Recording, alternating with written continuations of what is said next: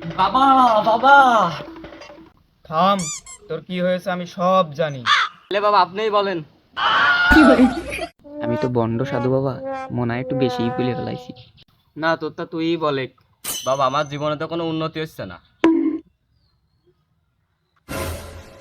দে হাতটা দে।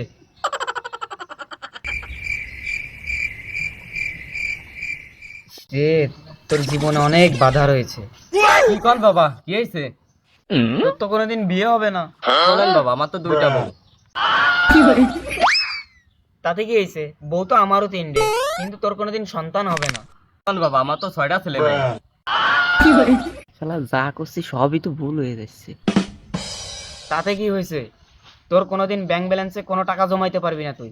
কারণ বাবা আমাদের দুই অ্যাকাউন্টে 2 কোটি টাকা আছে।